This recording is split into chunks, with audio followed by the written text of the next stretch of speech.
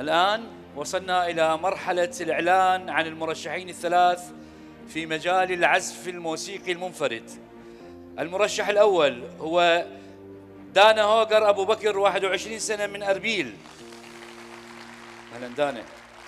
معزوفته بعنوان أيلا جين، إحياء لمعزوفة الفنان الكردي الكبير حسن زيرك من أغنية أيلا جين. نستمع لها سوية.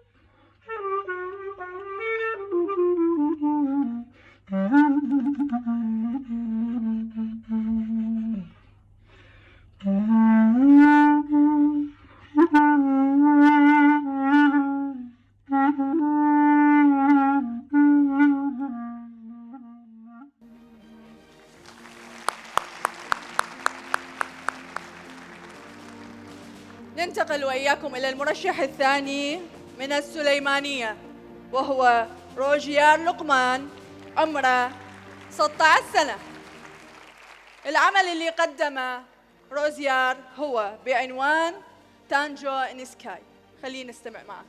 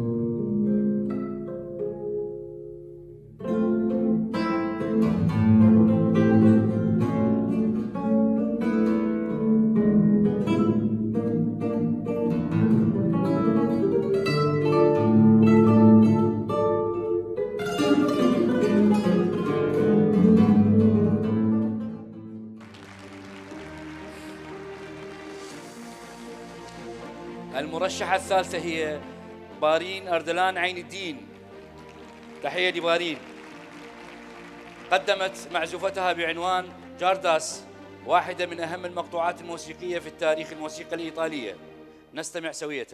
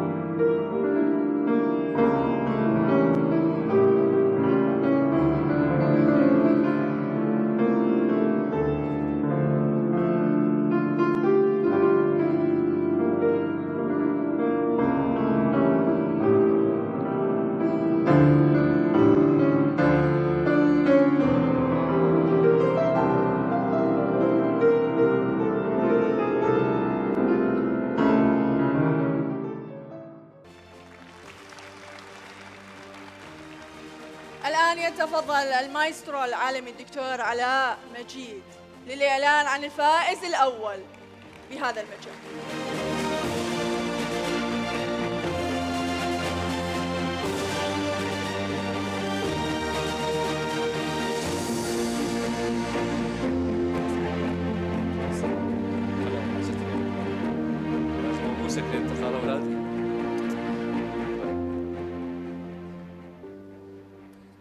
مساء الخير جميعا.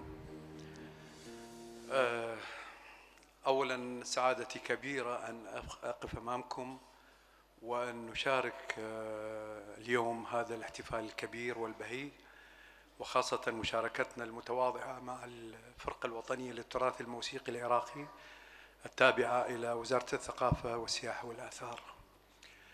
الشيء الآخر، أهنئ منظمة روانغا على هذا التنظيم البهي والجميل، وشكرا على هذا الحضور الجميل الرائع والراقي، وشكرا أيضا للكابتن عدنان الذي شرفنا هذا اليوم. اسمحوا لي أن أقدم الفائز أو الفائزة في مجال العزف المنفرد. سيكون من حصة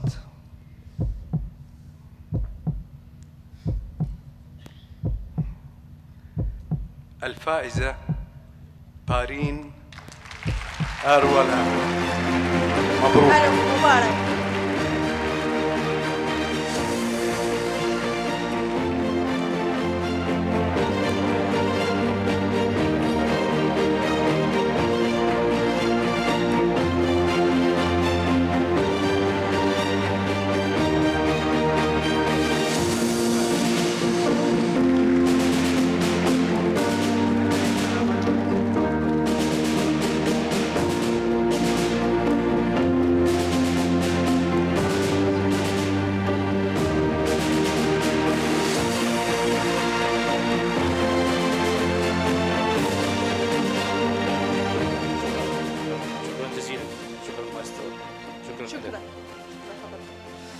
بارلين 15 سنة، حصلتي على جائزة، تفضلي إذا عندك كلمة للجمهور للأهل تفضلي.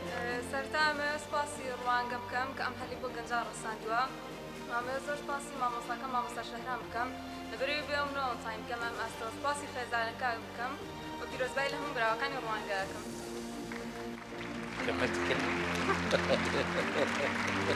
شكرا جزيلا. اسمحوا لي، أنا باعتباري منذ سنتين أعيش في أربيل أقدر أترجم اللي قالته الفائزة. هي شكرت المنظمة وشكرت حضوركم وأهدت فوزها إلى جميع المشاركين.